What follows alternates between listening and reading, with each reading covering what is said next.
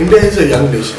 More than 50% of the population is under the age of 25. This population, when they grow up, are going to adapt technology in a big way. Even if you try and check the Google keyword on health, there are close to 22 million health-related keywords or questions which keep on exchange on the entire digital platform.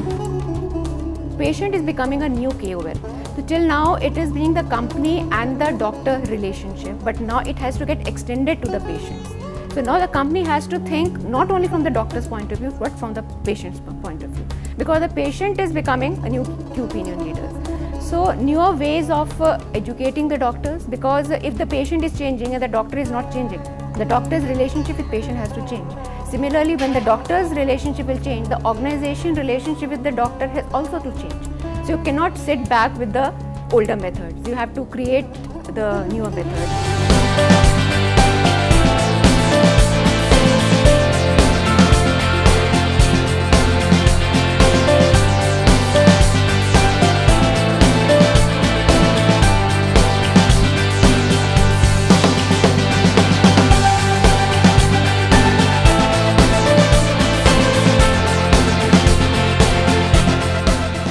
With social media and its advent into healthcare marketing, we're really seeing an uptake of how we can connect with the end user of the pharmaceutical world's product.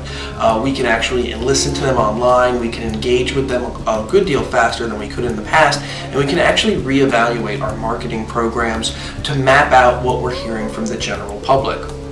Another thing that's truly interesting about what social media is doing is it's forcing us to re-look at what we consider a successful campaign to be. Really want them to download a PDF or engage in a redemption program or some other way to commit to the program that we're putting out in our marketing industry. Today in India, there are 45,000 users that are being added up to the social media network every day. I mean, that's a huge thing. We're looking at BRIC countries are progressing very rapidly in terms of using technology, and it's been reported accordingly. 50% of the population is below 25. I think the new breed of doctors who are going to come and change the fate of the industry as we move on. The real challenge is whether pharma industry would like to participate in or not. Social media is the first time that we've been able to not only communicate one-to-one with people wherever they are in the world, but also to reach millions of people at the same time. And the reason that that's powerful for healthcare and for broader communications is a simple thing called group theory. So in the past, the way that you brought people together in order to achieve something, whether you're a big business or a big organisation or of course a government, is by being able to pay the coordination costs. In the past you had to pay a lot of money in order to bring people together to achieve something. Now people can come together for free at any point through any device around the world, and that's completely changed the way people collaborate. The use of social digital media will play a key role here.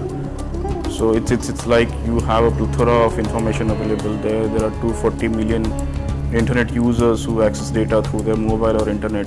Education will be an issue, but I guess soon mobile device will actually try and solve that with apps, and something closer to that will come and will solve a lot of queries. So I guess awareness is increasing, and I see that healthcare industry will play a key role.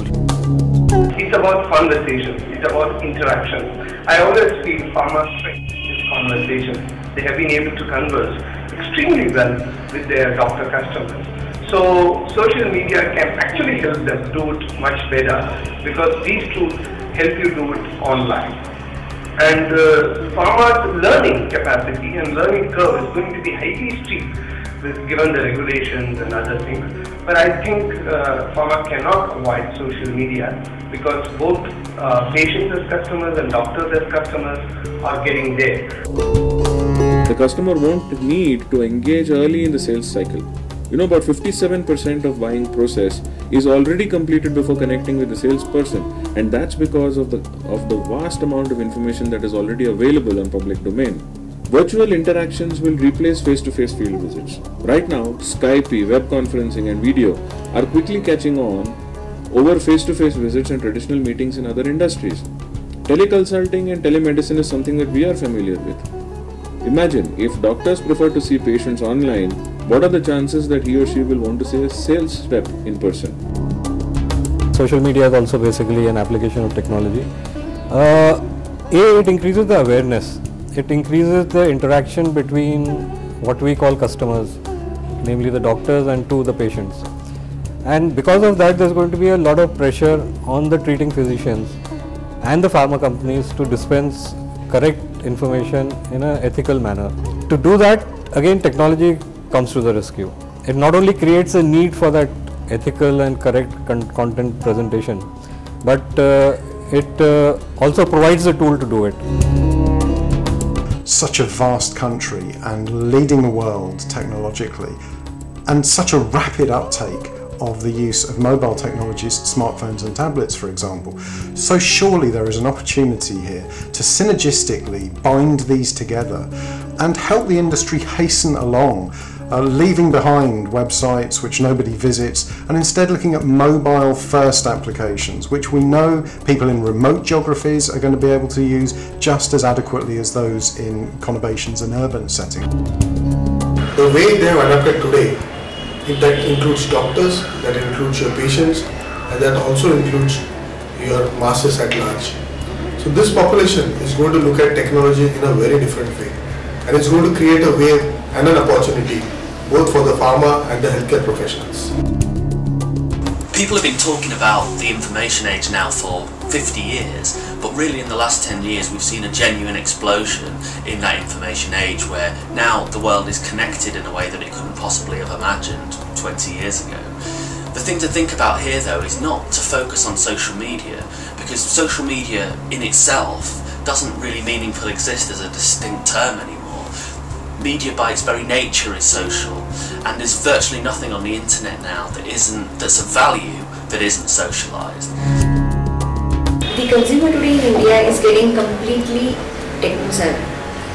India has been always the leader in technology, and the consumer is definitely making use of it today. They are getting onto the web, they are getting onto the social media, and like never before are they using the mobile, right up into the remote corners of the country. That presents the greatest opportunity for the pharmaceutical and the healthcare industry to reach the consumers. Not for the brand, but for various other reasons which can eventually bring in an expanded market as well as better adherence to therapy.